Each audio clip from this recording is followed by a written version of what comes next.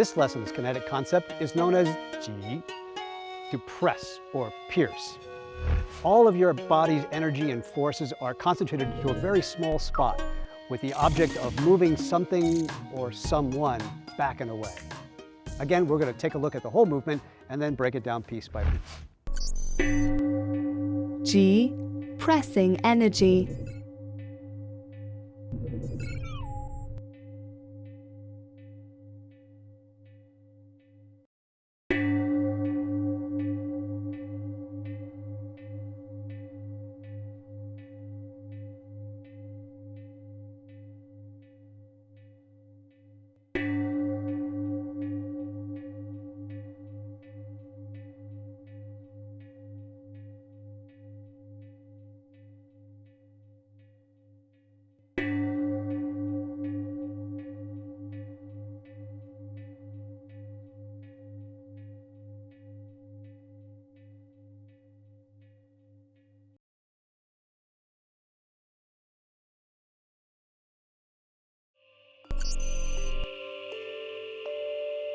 Ji, pressing energy.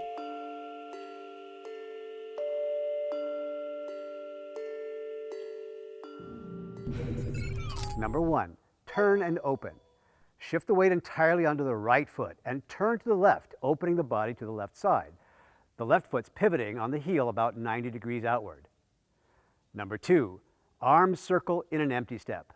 Now I shift my weight back onto the left foot and bring the right foot into an empty step, which means all that weight is on my left foot, the back foot, and only about 10% on this front foot. Number 3, step out. The right foot steps out at about a 30-degree angle, which is just to the side of that round brown circle in the front part of your mat. You land heel first and sink down into that stance. The weight's about 60% on the left foot, the back foot, and only about 40% is on that front right foot. Number 4, spiral and press forward. Now shift the weight forward while we pivot, and we're going to talk about that in the next section. The front foot, the right foot's going to rotate inward about 30 degrees, and the left foot will rotate slightly outward.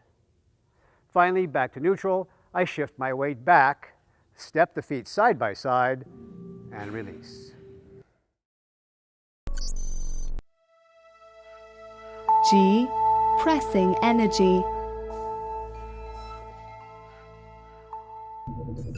Number 1, turn and open. Rotating the body. The waist is turning here, so I'm using my right leg as the axis as I rotate towards the left.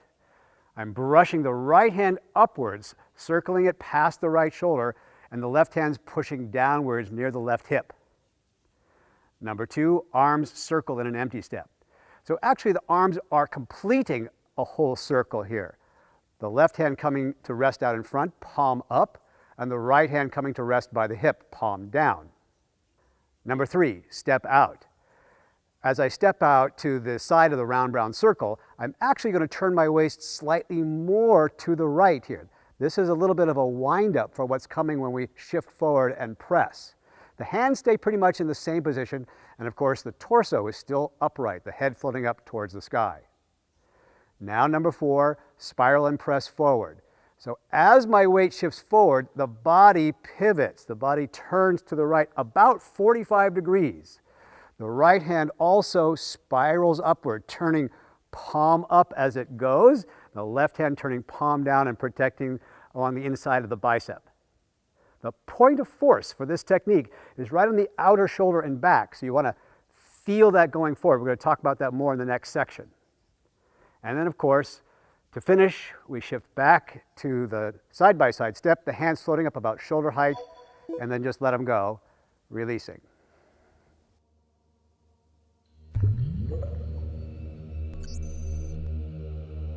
Ji, pressing energy.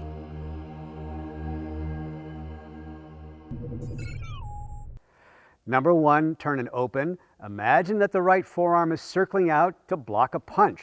It's lifting up and something is connecting there right on the outside of the forearm. The left hand is blocking down in the same way.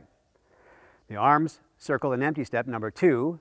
This is actually a continuation of the motion, right? So that doesn't really stop. It keeps on circling around, the arms synchronizing together as they circle clockwise.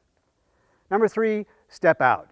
As I step out to the side of that round circle, I'm actually turning a little bit more to the right. This is like a winding up of the spring, storing energy. And then number 4, as I shift my weight forward, I'm going to release the spring, letting the wind up explode into some action. And the point of impact is right along my shoulder and upper back, as if I'm squeezing through 2 people in a crowded subway. And then finally, step back into your neutral position and just let it go. Release, breathe out, float up, relax.